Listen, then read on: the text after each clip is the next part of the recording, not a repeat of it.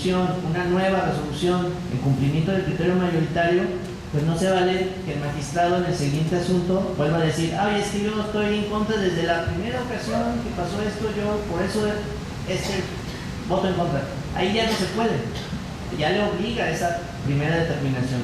Pero si son asuntos distintos, donde el criterio que se va a discutir, él tiene un voto en contra o tiene una opinión distinta, si son asuntos diferentes, lo congruente sería que siempre él votara en contra, ¿sí? Y formulara su voto particular en todo. Pero ahí le retribuiría el asunto, si es el ponente, ¿sí? Pues la ley no establece si se va a ver mal o no, ¿verdad? El punto es de que él debe de dictar sus fallos, su voto en conciencia y ser consistente. Exactamente, el no tener un método nos lleva a esto, el no tener previsibilidad. Me estoy adelantando un poquito, pero todo esto, la argumentación jurídica lo que nos da es previsibilidad de los criterios de un juzgador. No es posible que un día salga un juzgador enarbolando control de convencionalidad, inaplica un artículo y que en la misma sesión dicta otro asunto, otra sentencia, donde no lo haga, en circunstancias parecidas, ¿no? Eso es lo que implica que no se tenga un método, una forma preestablecida para abordar asuntos. Por ejemplo, se podría decir, miren, en asuntos de menores, siempre que haya un precepto que limite los derechos de un menor a impugnar X o Y determinación, siempre vamos a aplicar ese artículo. Podría ser un criterio, ¿no?, que yo puedo fijar con mi sistema de trabajo, en mi órgano jurisdiccional, y no estar a expensas de que me llegue un proyecto del secretario X, donde él sí lo hizo, y luego en el mismo momento me llega otro, donde no lo hizo, y está en esa disyuntiva el juez, pero pues no es el único asunto que tiene, ¿verdad? Tiene 40 más que revisar a la semana. ¿Cómo nos va a reflexionar si ni siquiera traemos un método de cómo abordar los asuntos de primera mano? ¿Cuántas veces no pasan los órganos jurisdiccionales de que dicen, oye, ¿qué no habíamos dicho esto ya en otra ocasión? Ay, sí, ¿verdad? Perdón, es que no se me pasó, no me lo comentó el secretario. No, la comunicación tiene que ser estrecha del juzgador con su equipo de trabajo. Tiene que haber, pero sobre todo, la responsabilidad del titular. ¿Sí? El titular se debe llevar un control, un método. Por eso es lo que yo creo que es importante en esta primera aproximación que estamos haciendo. Ahora, ¿qué otros acuerdos se pueden llegar al entorno de un tribunal? Pues decir, vamos a redactar con frases breves, con párrafos cortos, vamos a utilizar más el punto y seguido, ¿sí? Vamos a usar más el punto y coma, vamos a citar solo tesis de la Corte. Cuando haya tesis del tribunal colegiado hay que verificar su aplicabilidad, ¿no? Si somos jueces de instancia, pues estar al pendiente de la jurisprudencia de plenos de circuito, de los tribunales colegiados que son de mi jurisdicción, etcétera. Pero eso se tiene que dar un parámetro para trabajar, una metodología. No podemos estar expensas, como lo repito, de que el secretario se le ocurra hacerlo de tal o cual manera, ¿no? Los párrafos extensos, por ejemplo, lo vamos a ver también más adelante, nos llevan a una incoherencia en el proyecto. Hay veces que uno está leyendo párrafos kilométricos de ese estilo que se tenía hace mucho tiempo, ¿no? Como que yo lo que he indagado es que pues antes se usaba máquina de escribir, ¿no? Para los millennials, ¿verdad? Era un artefacto que a la vez de que le apretabas se imprimía, ¿no? Luego no tenías que mandar un archivo y luego imprimir, ¿verdad? Sino le apretabas y se ponía ahí la letra, ¿verdad? No te podías equivocar, te tenían que repetir todas las páginas. Y luego había que tener la habilidad para poder hacer 10 copias a una sola vez, ¿verdad? Meter papel calca y apretarle muy fuerte para que se calcara hasta la 10ª copia. Entonces, se tenía una tradición de redactar así, pegado, ¿no? También para no usar tantas hojas y para no cuadrar tantas hojas a la hora de un error. Pero ahora ya no estamos en esas ideas, ¿no? Pero sí se ha quedado ese tipo de redacción en algunos órganos jurisdiccionales, de todos los ámbitos. Entonces, párrafos extensos nos lleva a no llevar el hilo de las ideas, a mezclarlas. Yo un día me encontré una sentencia donde, por el párrafo extenso que estaba, me llevaba a la conclusión de que quien había concedido el amparo era el MP y no el juez de distrito. Entonces, son cosas que podemos evitar si tenemos, reitero, una metodología. Ahora, el decir que no vamos a transcribir no quiere decir que nunca vamos a transcribir. Hay asuntos donde verdaderamente es indispensable hacer transcripción. Incluso ahora con los aparatos que tenemos, pues podemos hasta escanear cosas, ¿no? Digitalizarlas y poner una imagen en los proyectos, en las sentencias. Pero tiene que ser indispensable, porque eso va haciendo las sentencias más largas y no abona a la claridad. Solo tiene que ser con un criterio específico. Debemos establecer, si vamos a hacer transcripciones, un método para distinguirlas de lo que está argumentando el juzgador. Algunos tienen la tradición, y le llamo así tradición, porque eso es, no hay otra justificación en la Real Academia Española ni nada, de que ponen comillas, ¿no? Aunque llevan el mismo margen. Y luego, si ahí se nos atravesó otra transcripción de la transcripción, ponemos doble comilla. Y si hay una transcripción de la transcripción de la transcripción, ponemos 3 comillas, ¿verdad? Entonces imagínense lo que tiene que revisar el secretario cuando hace su proyecto. Tiene que revisar, primero, pues obviamente contestar todo lo que están alegando, ¿verdad? Luego, que las transcripciones que haga sean fieles a lo que él encargó que se transcribiera o lo que él está transcribiendo. Y luego que no se le vaya una comilla mal, ¿verdad? Pues eso no tiene nada trascendente en un proyecto. Para eso debemos desarrollar una capacidad de síntesis. ¿Y a qué me refiero cuando son inútiles las transcripciones? No es posible que digamos en una sentencia: el artículo X del Código Procesal Civil dice lo siguiente, y lo transcribimos. Y luego decimos: el artículo X del Código Procesal Civil dice que a la demanda se deberán anexar, y volvemos a repetir lo que transcribimos, ¿verdad? Pero haciendo como que ya lo estamos diciendo nosotros, ¿verdad? Y luego decimos: de lo anterior se colige, que nos gusta esa expresión, o de lo anterior se desprende, como si fuera una parte, se desprende, que para la demanda hay que anexar tales argumentos. Y ya tomamos la parte que nos sirve después de 4 o 7 párrafos. ¿Qué pasa si decimos: el artículo X dice esto, dice que se tendrá que anexar la demanda a los documentos fundatorios, y lo dijimos en 2 líneas? ¿No podríamos evitar la transcripción, no?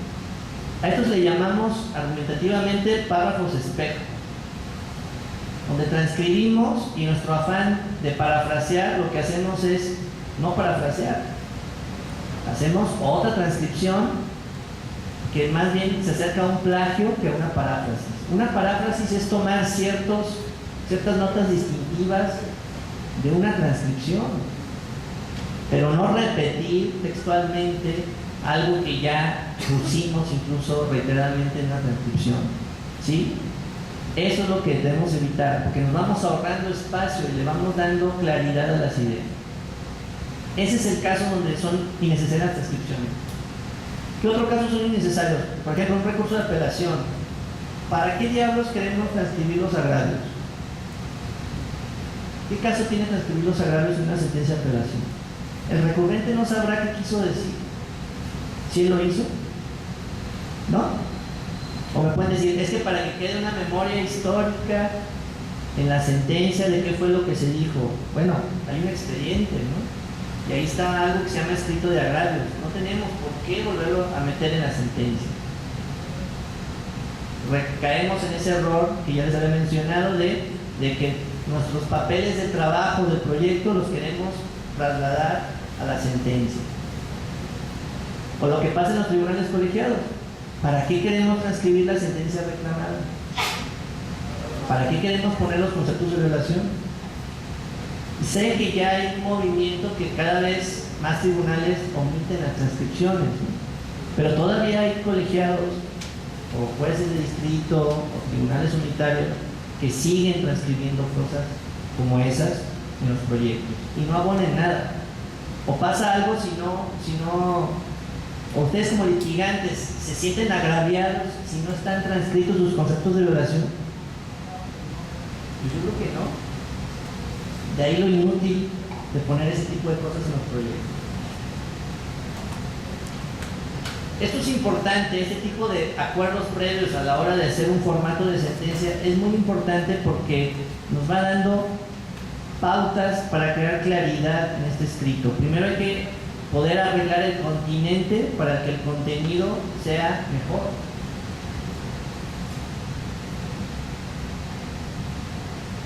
Para no tener ese tipo de problemas, aparte de cambiar el formato, el esqueleto de la sentencia, con este tipo de cosas mínimas que ya vimos, tipo de letra, márgenes, etc., yo creo que podemos llegar a un acuerdo en relación con algunos puntos de cómo crear un nuevo formato de sentencia. Por ejemplo, eliminar la transcripción. Hay que sintetizar. Y aquí hay un punto en contra, ¿no? Y también muy válido, que entra la desconfianza, ¿no? Yo como juez, ¿cómo voy a saber que todo lo que me está diciendo sí está ahí? ¿O no lo está cambiando? ¿O le falta, ¿verdad? ¿O le falta contestar algo? Pues ahí entra la cuestión de la calidad del equipo de trabajo y de la capacidad del juzgador para poder revisar. ¿El juzgador está obligado a ver el expediente o no? ¿Sí?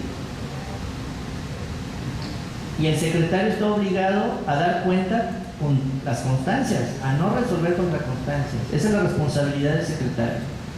El sentido de responsabilidad del juzgador, ¿verdad? Entonces, en esa responsabilidad compartida entra esta cuestión de la síntesis. Es algo trascendente, porque incluso ha dado lugar a criterios del Consejo de la Judicatura, en el caso de nosotros, el Consejo de la Judicatura Federal, donde se ha discutido el hecho de esa síntesis, si transgreden o no el principio de completitud de la sentencia, o de exhaustividad, que pueden llegar a permear en una falta administrativa. Hasta ahorita no he visto un caso donde se sancione por esta cuestión. Sí ha habido casos que han sancionado por cuestiones de notoria discrepancia entre lo que se está resolviendo y el caso, que son contraconstancias, pero en este específico caso de la síntesis, pues no he visto todavía una sanción, pero sí es un punto importante. Pero sí, yo creo que es salvable si todos ejercemos la responsabilidad que tenemos. El juez de revisar las actuaciones, de imponerse de las actuaciones, y del secretario de resolver acorde con esas actuaciones. Sé que es una labor titánica, creo que no soy el indicado yo no soy un juzgador, no soy un juez, sí trabajo en un órgano jurisdiccional y sé que sí implica mucho trabajo, implica mucho esfuerzo, pero desgraciadamente esa es la labor que tenemos. Como siempre pongo este ejemplo de que pues, ni modo que un bombero diga que no se quiere quemar algún día, ¿verdad?, con el fuego, o que no se quiere ahogar con el humo. Así es un juzgador, o así es un secretario en un órgano jurisdiccional. No puedes estar resolviendo con copias, no puedes estar resolviendo a control remoto, ¿verdad? Tenemos delimitadas nuestras responsabilidades, y si se ejercen, yo no le veo ningún problema para que podamos estar sustituyendo transcripciones por síntesis. ¿Sí? ¿Alguien tiene? Pero de tanta repetición, también hacer ya fácil con la conocimiento que ustedes van adquiriendo, ya nada más ciertas sentencias pudieran requerir ya más estudio, más análisis. Exacto, sí, eso es muy cierto. Acuérdense, el juez no empieza de cero, el juzgador no es la primera sentencia que revisa.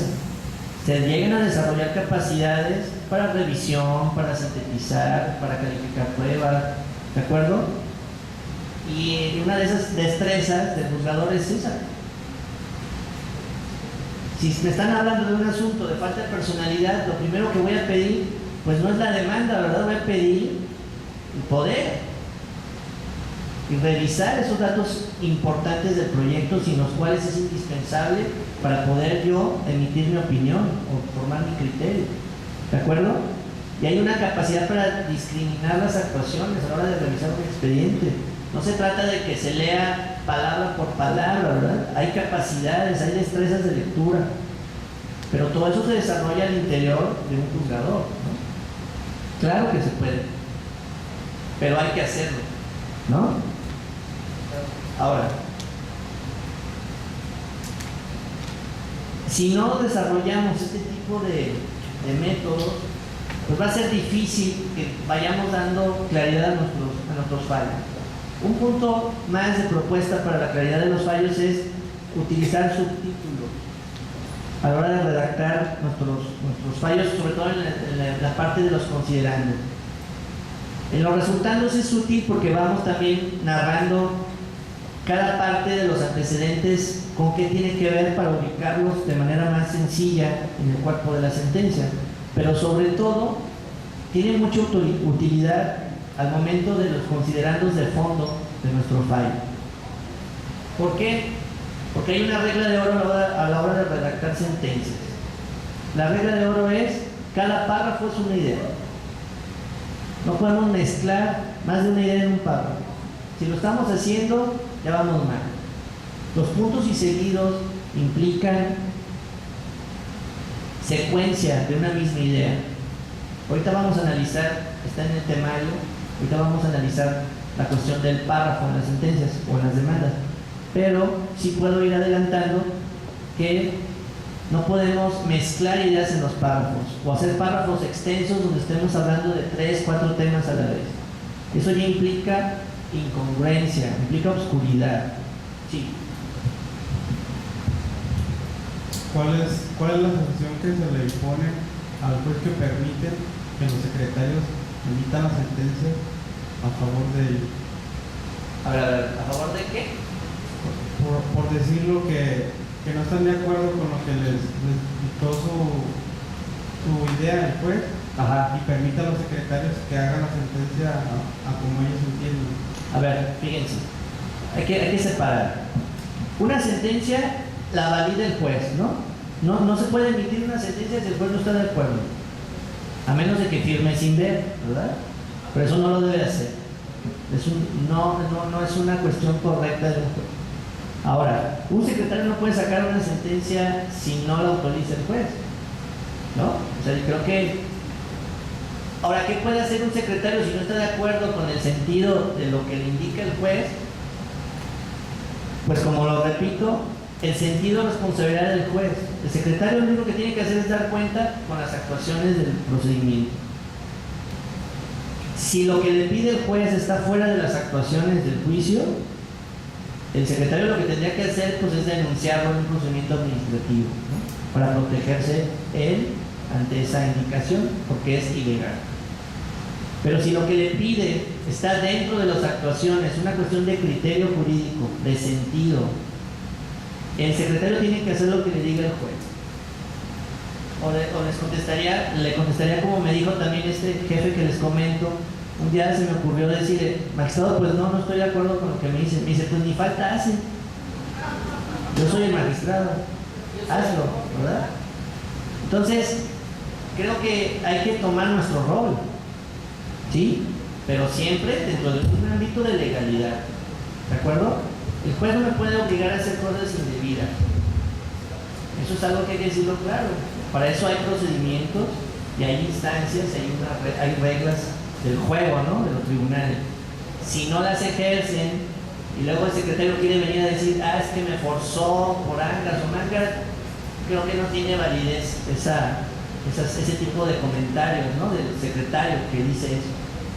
Si él lo hizo y al final estuvo de acuerdo en hacer el proyecto como dijo el juez y luego viene una consecuencia, es que me obligó, pues no, creo que no, a nadie lo obliga, no creo que le hayan puesto una pistola para hacer el proyecto como se lo indicó el juez, si eso llevaba a algo ilegal. Hay instancias, hay procedimientos administrativos e incluso judiciales para poder quitarse del medio de una cuestión de eso. Pero siempre que sea algo de criterio, es responsabilidad del juez. Al secretario nunca le pueden achacar el sentido de una sentencia. El sentido es responsabilidad del juzgado, del titular. ¿Alguien tenía otra pregunta? Sí, maestro. En el mundo del litigio sí se conoce recientemente y se han identificado asuntos como los que usted expone, que el secretario hace el proyecto y cuando va a presentárselo al juez o al magistrado no coinciden con ciertas cosas. Pero si usted dice que si el juez o el magistrado le dice cambie esto, aunque usted no esté de acuerdo, va a decir, no, bueno, entonces es responsabilidad. Pero yo ahí sí no coincido, porque ustedes con la experiencia que tienen, ¿sí?, también están juzgando cosas de ética también, que no están de acuerdo. Idlusive yo he estado en México y a mí me han dicho, yo no coincidía con esa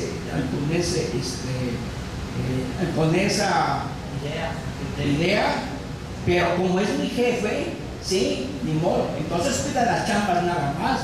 Y eso para mí sí es peligroso, porque el litigante corre un largo camino representando los intereses de su cliente, desde, si es un asunto penal, desde el Ministerio Público, y luego el juez, y luego la sala, y luego y es un peregrinar. Aparte, cuando gana uno un asunto, ¿sí?, en un tribunal para que se ejecute la sentencia, otro peregrinar. Y yo creo que ahí, en un gobierno democrático, ya yo no coincido el 100% con ustedes. Ustedes son gente de experiencia y no se deben de sujetar. Lo hacen por disciplina, por muchas cosas, pero no es correcto, porque sí se identifica cuando un asunto viene con línea, además. Sí, porque dicen, no, pues esto cómo, no. Pero eres el responsable.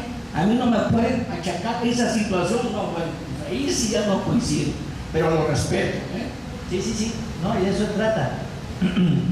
Pero también aplica eso, ¿no?, lo que les decía, como me decía mi jefe, ¿no?, de mi falta que hace, que sí me contaba, pero creo que sí hay que poner una línea. O sea, la integridad, cuando una actuación del trabajo del secretario, ya traspasa una línea moral, ética y profesional, que esté fuera de lo que dice la ley, si el secretario accede, se está convirtiendo en cómplice de esa actuación.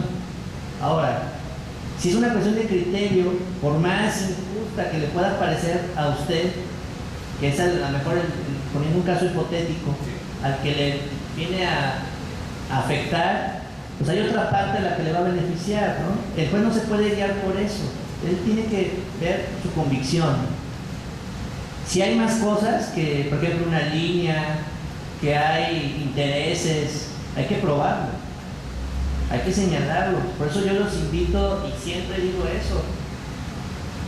Esa tradición también de que, es que no interpongo una queja administrativa porque luego la va a agarrar contra mí, es un vicio de los litigantes, que generan y fomentan esas cosas. Si tienen pruebas, si tienen manera de acreditarlo, incluso hay denuncias anónimas, ni siquiera tienen que dar su nombre. El consejo lo investiga. Y creo que está la prueba fehaciente en este circuito y en mucho, de que sí hay sanciones. Pero sí quiero dejar claro eso. Cuando la actuación del juez se limita a su arbitrio, dentro del ámbito de su competencia, de su rol, que esté dentro de la ley, No hay de otra, él es el titular. Él dice la última palabra y el secretario lo tiene que acatar, lo debe La acatar. autonomía de él, que es la autonomía Claro. y la plena jurisdicción. Y el secretario, por más, puede haber secretarios muy profesionales, que tenga más credenciales que el juez, pero por algo está ahí el juez. Y él es el que tiene el cargo. Ahora, esas son las reglas del juego. Yo sé que, podría poner un ejemplo como lo dice Fernando Sabater, cuando habla de las reglas del juego, de las reglas de la Constitución, ¿no? Dice, es que las reglas que están en la Constitución son las mejores, son las que dejan insatisfechos a todo el mundo. Y es cierto, las reglas no pueden dar la razón siempre a un sector, ¿sí? Las reglas son para quien caiga en esa regla. Un día me puede beneficiar, un día me puede perjudicar. Pero siempre hay que jugar dentro de esas reglas, no me las puedo saltar. Y repito, ya para seguir con lo demás, si esa actuación del juzgador es ilegal, el secretario tiene todas las formas. Si a él le interesa más cuidar su chamba que hacer algo ilegal, es reprochable a él, ¿no? Esa conducta es reprochable al secretario. Entonces, pero eso es algo que ya tendrá que resolver ese funcionario. Y a eso nos estamos expuestos todos los funcionarios públicos de los ámbitos que sean. Estamos expuestos, así como lo plantea, a ese tipo de líneas, por ejemplo, a intereses, a amenazas, ¿sí? A intimidaciones.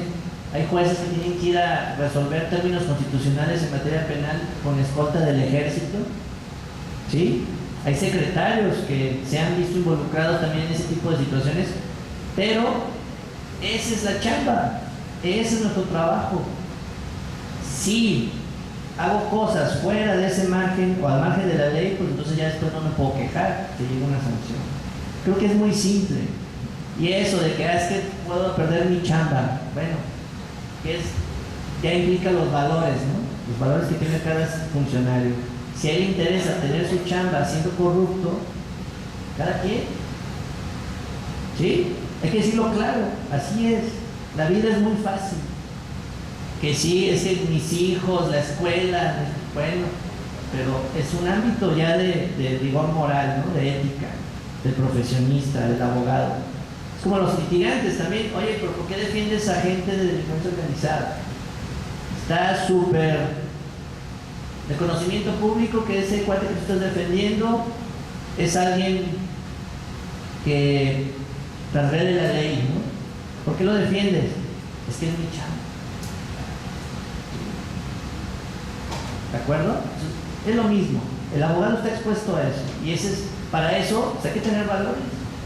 Hay que tener principios, pero eso sí depende de cada persona. Ahí sí, creo que no podríamos... Hay códigos de ética, ¿no? Entonces, herramientas hay. Que seamos valientes para defender esos valores ante situaciones de estas. Hay gente que sí tiene esa valentía, hay gente que no tiene esa valentía. Y acuérdense, los funcionarios que están ahí adentro son como nosotros. No hay que ponernos también la camiseta como de que son extraterrestres los que están ahí adentro. Son gente igual, con los mismos defectos, capacidades, virtudes que los que están afuera. Estamos expuestos a todas esas cosas o a esos dilemas éticos siempre. Y más los abogados. Entonces, ahí sí ya depende de cada persona. Y sí juega un papel importante en las sentencias, claro que sí. La cuestión ética de un juzgador la puede defender si sabe argumentar. Si un juzgador no sabe argumentar y se ve ante un dilema de esos, pues va a ser más fácil que sucumba a intereses, ¿no? Un juez que no sepa plantear una cuestión de estas dentro del ámbito legal, pues va a ser víctima de todas estas cuestiones. La capacidad para argumentar, entre las capacidades que potencia la argumentación jurídica, son esas exactamente, los valores del juzgador. Por eso no podemos entender ya la argumentación jurídica si no hablamos de filosofía del derecho, que está ligada a ética, a moral, etc. Pero bueno, entonces seguimos. ¿Qué pasa si no tengo las transcripciones de la sentencia pues también una herramienta que usamos mucho y que también lo usamos ahí en el tribunal son los anexos. Porque una de las objeciones de los titulares que les gustan las transcripciones es de que, oye, pues no me voy a estar peleando el expediente con los otros dos magistrados. No, yo lo necesito ahorita. Y resulta que lo tiene el magistrado A y el otro que quiero ver lo tiene el B. No se preocupen, pasamos a anexos. Si estoy hablando de una constancia, hago nota al pie de página y pasamos esa copia certificada como anexo al proyecto. Y le ponemos anexo 1, anexo 2, anexo 3. Y se trabaja así. ¿Tiene una duda más? Ahí sí, ya pedimos el expediente. Pero si lo que quieren es ver las constancias, si son relevantes para el proyecto, las ponemos como anexos a los proyectos, pero evitamos la transcripción. Notas al pie de página. ¿En qué ayudan las notas al pie de página? Ayuda a quitar toda la basura que distrae los argumentos importantes de mis escritos, de mi demanda o de mi sentencia. Si yo estoy haciendo un preámbulo a la hora de argumentar y estoy citando tesis que sí ilustran el caso, pero no son trascendentes para resolver, les pongo a pie de página. O cito el rubro y a pie de página pongo el contenido y cito las páginas y los datos de publicación. En un proyecto o en una demanda solo tienen que ir transcritas las tesis de jurisprudencia o los preceptos que sean totalmente indispensables para resolver el caso. No debe haber otros. Todo lo demás lo podemos omitir con citas de solamente rubros y mandar todo a notas al pie. Obviamente, si estoy hablando de constancias del expediente, la nota al pie también me sirve para referenciarlas. Por ejemplo, en el acta de emplazamiento de fecha tal, pie de página, folio tal, el juicio plano de tal, ¿verdad? Referenciar, ¿por qué? Porque quiere decir que yo estoy contrastando lo que estoy diciendo con lo que hay en actuaciones del juicio, que no lo estoy inventando. Y que si hay una discusión, es más fácil decir, es más sencillo decir, a ver, abre el expediente en el folio 2, a decir, a ver, secretario, búscate el acta de emplazamiento, que son 4 tomos. O los que les gustan los post-it, ¿verdad? Que son fanáticos de los post-it rositas, amarillos, azules, y todo tiene una capacidad enorme para, dentro de un post-it, anotar todo lo que necesitamos saber de lo que está ahí adentro de esa cosa. ¿No? Y les platico una anécdota también. Un día llegué con otro jefe, no es el mismo, otro jefe que teníamos un asunto penal de 7 tomos, una formal prisión en amparo directo, en revisión, en un tribunal colegiado mixto, y llegué a darme cuenta con el asunto y ya estaba mi proyecto que iba a revisar, ya lo había revisado y me iba, oye, tengo dudas en esto, a ver, ¿dónde está la declaración del fulano de tal? Ah, espérenme, y empiezo a buscar en mis post-it. Ah, aquí está. Dice, a ver, espérenme, agarró los expedientes, le quitó todos los post-it y luego los puso otra vez y dijo, ahora sí, ¿dónde está la declaración del fulano de tal? Dice, es que no puede trabajar así, necesita tener un método, necesita tener apuntes. ¿Cómo es posible que si se cayó el post-it en las llevadas y traídas, ya no supo dónde está esa actuación, ¿no? Aquí no me cita en qué página está, en qué folio está. Y así va aprendiendo uno, ¿verdad? Entonces, sí vale la pena, ahorra tiempo, da claridad a la discusión. Imagínense que estamos hablando de 4 emplazamientos de codemandados y hay confusión desde ahí ya en la discusión de un asunto. El magistrado A puede estar leyendo el acta de emplazamiento del demandado 1, el magistrado 2, el del 2 y el del magistrado 3, el del 4, ¿no? O sea, sí se pierde tiempo en la discusión de los proyectos y se pierde tiempo en la identificación de cosas muy simples que ya desde ahí va provocando ruido a la hora de analizar una sentencia. Entonces, las notas al pie son ilustrativas. No podemos tampoco, a la inversa, poner cosas indispensables del proyecto en notas al pie. Como ya me ha tocado ver cosas de que ponen notas al pie, por ejemplo, dicen, en la declaración de fulano de tal, nota al pie, y una nota al pie como de este vuelo. La testimonial, el testigo tal dijo esto, nota al pie, la transcripción de toda la testimonial. No, hay que discriminar. Las notas al pie son referenciales, son para quitar lo que puede crear incertidumbre en mis ideas o quitarles claridad en las ideas que yo voy poniendo en párrafos, repito, cortos, párrafos cortos. Ahora, la síntesis, ahí sí, no hay de otra. Tenemos que ponernos a estudiar gramática, ¿verdad? ¿Cómo se hace una verdadera síntesis? Síntesis no es hacer una transcripción quitándole la primera persona al escrito, ¿verdad? Eso no es una síntesis. Síntesis es un extracto de lo que dijo el argumento, lo que se quiso decir en el argumento. Puede haber 20 hojas, pero un solo argumento, ¿no? ¿O no? Puede haber 100 hojas y 5 argumentos, o puede haber una página y haber 7 argumentos. Esa es la síntesis. Si no tenemos capacidad de síntesis, hay que desarrollarla. No hay de otra. Y esto sirve también, no solo en las sentencias, repito, sino también a la hora de exponer las ideas. 90%, y no exagero, de los amparos que se niegan son por conceptos de violación inoperantes. Es decir, ni siquiera le atinaron a controvertir lo que les dijo la autoridad responsable en el fallo. Es decir, ni siquiera entramos a estudiar si tenían razón o no en lo que ustedes dicen. Se les pasó un argumento de la responsable, argumentaron algo que nunca dijo la responsable, argumentaron algo que está superado en una jurisprudencia. ¿Sí? La capacidad de síntesis me va a servir para poder delimitar la litis, para saber contra qué estoy peleando.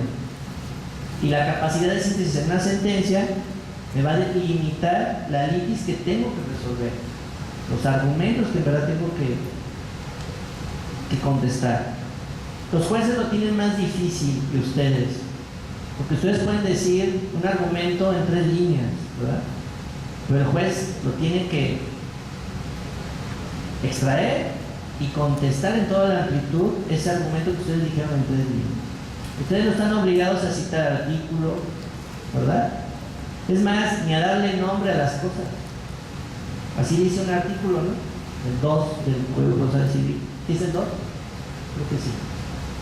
El chiste es que ustedes den los argumentos, incluso la causa de pedir, ¿verdad? Esa famosa causa petendi. Es decir, la idea. Porque podríamos sacar 1000 definiciones de causa de pedir, pero lo que necesitamos es la idea, que ustedes den una idea. Pero el que tengan esa ventaja, porque es eso, una ventaja, no quiere decir que sean, por decirlo amablemente, no quiere decir que sean cortos en sus argumentos. Ustedes deben de tener la capacidad de desarrollar al máximo todos los argumentos con los que puedan controvertir una resolución que les afecte. Sé que hacemos a veces breaks, ¿verdad? A la mitad. Les pido nada más 10 minutos, 5 minutos, termino esta idea y hacemos el break. ¿Sí?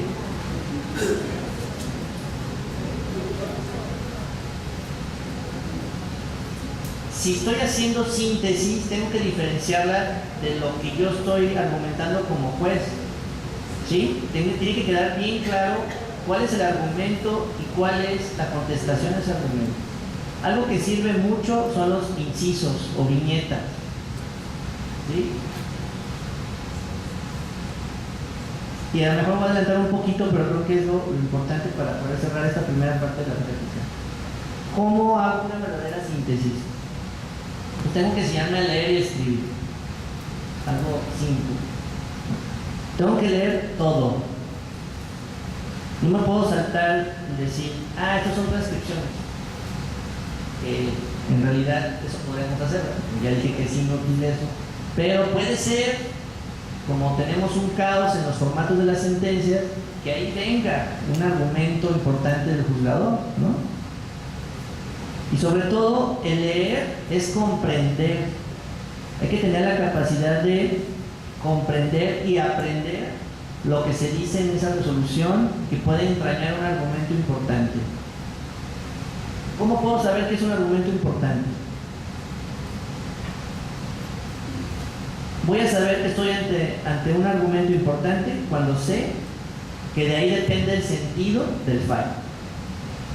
Si no depende el sentido del fallo de eso, no es un argumento importante.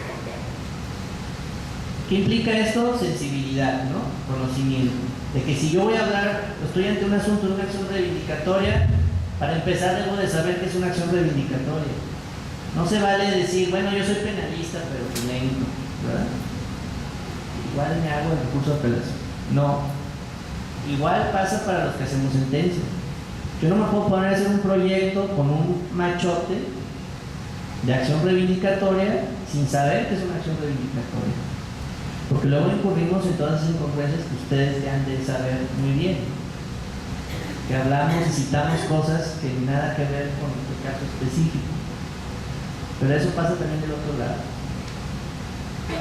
Para identificar los argumentos hay que identificar los verbos. Eso es lo más importante. Una acción soslayó, omitió, ¿sí? Fundó. Todos esos verbos me van denotando que ahí hay un argumento. Hay una acción o una omisión que me está destacando la autoridad y que yo tendría que atacar. Siempre va a estar ligado a un verbo.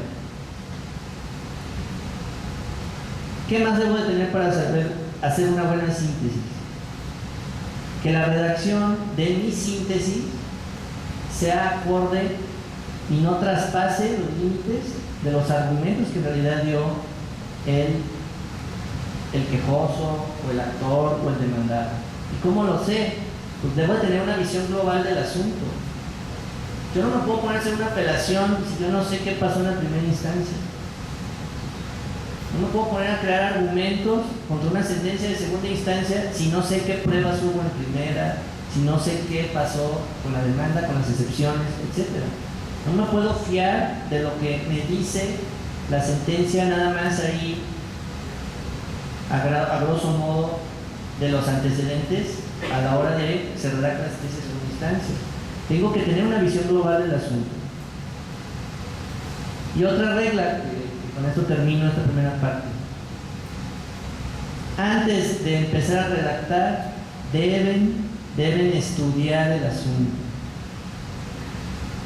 No se puede poner ya a crear argumentos si no tienen un método. La síntesis, lo único que nos va a delimitar son la cuestión del continente, sobre qué tipo de argumentos me voy a mover. Pero no se vale que yo ya hice la síntesis del argumento A y me ponga a ver el use. Aquí me está diciendo que no se dijo el nombre de la excepción. A ver qué dice el código. A ver qué dice el use. Ya, este lo voy a contestar así. Segundo argumento.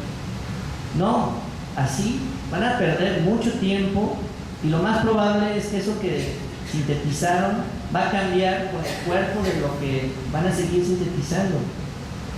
Una vez que hicieron una síntesis global de sus argumentos o de sus agravios, de lo que tienen enfrente, deben de darle coherencia. Hay párrafos que se van a tener que unir y crear un solo párrafo. Hay párrafos que se van a tener que eliminar o no. Hasta que no tengo ese extracto depurado, me pongo a hacer la investigación de mi asunto, que ahorita lo vamos a ver cuál es. Entonces, ¿qué les sugiero para poder sintetizar bien? Métanse a la cuestión de la gramática, de la sintaxis. Hay un libro que salió hace poco, que lo pueden conseguir electrónico en ebook, porque creo que no ha llegado impreso a México, que se llama Manual de Estilo Judicial. Lo editó la Real Academia de la Lengua Española junto con el Poder Judicial de España. Viene muy bien explicado más o menos lo que yo le estoy diciendo aquí a grosso modo, Y les reitero, ojalá que un día hagamos un curso de eso, de ponernos a ver qué las cuestiones semánticas, sintácticas de una sentencia, pero ese libro les va a servir mucho. ¿Manual de estilo judicial? Manual de estilo judicial de la Real Academia de la Lengua Española. Entonces, hacemos un break de 10 minutos y regresamos. Gracias.